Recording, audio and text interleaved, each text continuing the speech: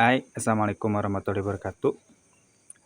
Dalam video ini, di sini saya akan belajar membuat video tutorial mengenai penggunaan aplikasi CorelDRAW. Nah, sebelum ke praktek, di sini saya akan membahas dulu beberapa materi. Di antaranya nih, apa itu CorelDRAW, kemudian fungsi utama CorelDRAW itu apa, kelebihan dan kekurangannya apa, kemudian persiapan software dan hardware. Nah, materi yang pertama, apa itu CorelDRAW? Nah, menurut sumber yang saya baca gitu ya.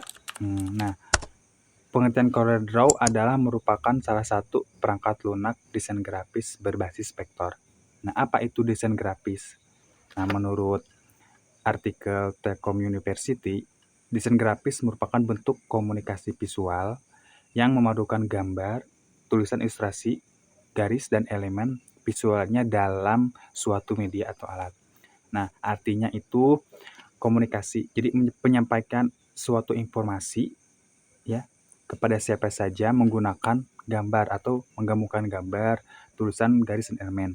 Nah, semisalnya nih contohnya desain grafis adalah ini pengajian poster pengajian akbar Masjid Al Barokatok. Nah, kalau misalkan kita lihat gambar ini, mungkin kita langsung tahu apa maksud dari gambar tersebut, bahwa dari poster ini akan diadakan pengajian di Masjid Al Barokatok. Harinya hari Sabtu dan jamnya itu jam 7 gitu.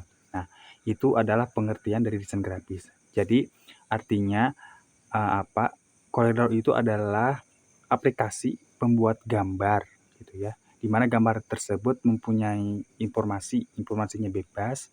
Nah, gitulah ya intinya. Maaf kalau salah.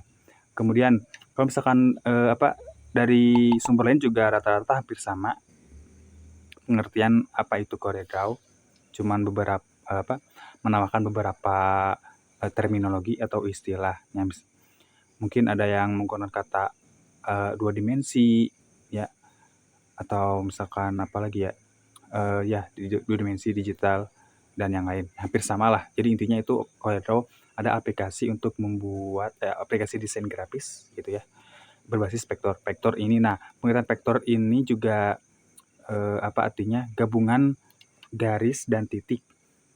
Gabungan garis dan titik agak kompleks lah kalau vektornya gitu. Nah, itu apa itu CorelDRAW. Kemudian fungsi utamanya apa sih? Fungsi utamanya atau kegunaan dari CorelDRAW tersebut.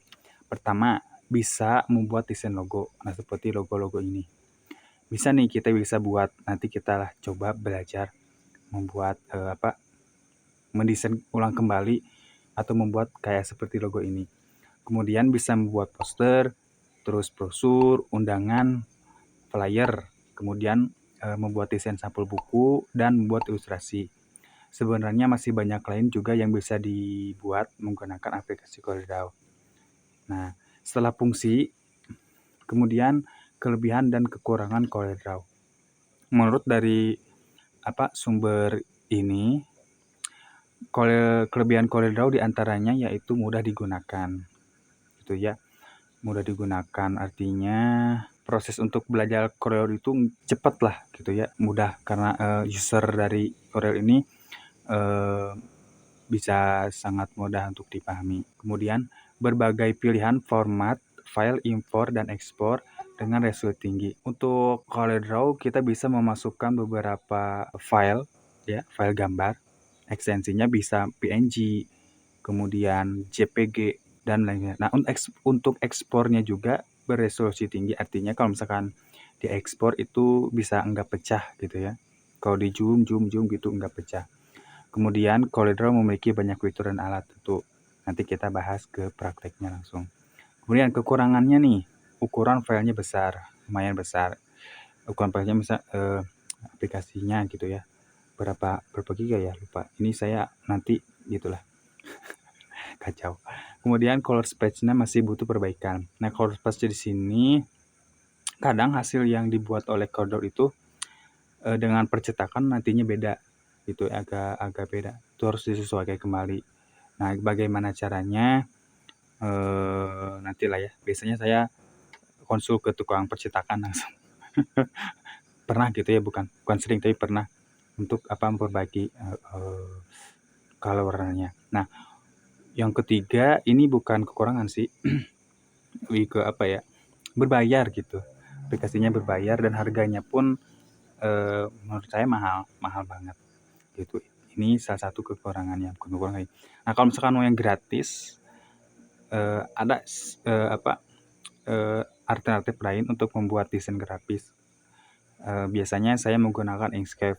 Nah, cuman emang kekurangannya tampilannya gitu agak, kalau menurut saya agak susah. Tapi emang gratis dan gimana ya?